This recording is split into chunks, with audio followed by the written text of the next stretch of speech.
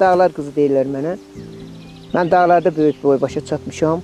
Mənə hər yerdə, kim məni görsə deyir ki, bu dağlar qızıdır, mənim haqqımda kitablar çıxır.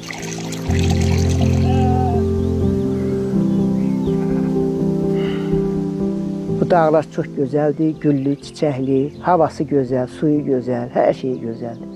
Yəni sərinlikdir, gözəllikdir, suyu buz kimi. Yaylaq həyatı çox gözəldir. Yaylaq həyatına nə qədər danışsan qurtarmaz. Çünki belə bir vaxt, belə bir dövran yoxdur. Bu hava o qədər gözəldir bu saatları. Burada hamı üşüyür. Qoyunlardan ötürü bura ən sərfəli, ən gözəl yerdir. Mən buraya 200 baş qoyunla gəlmişəm. 5 baş malım var.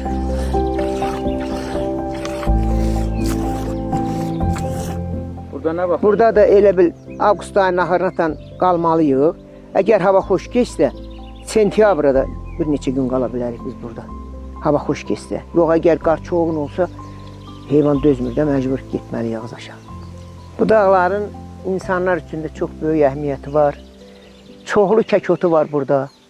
Kəkotunu yığırlar, çay dəmləyirik. İstədiyimiz adamlara pay aparırıq.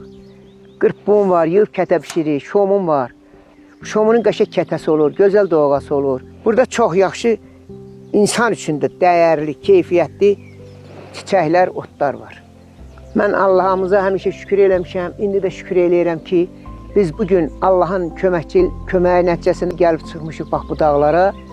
Neçə ildir həsrət qaldığımız dağa, indi gəlib burada biz təkrar həmin 32 ildən sonra gəlib dağlarımıza yetişmişik. Çox şadım.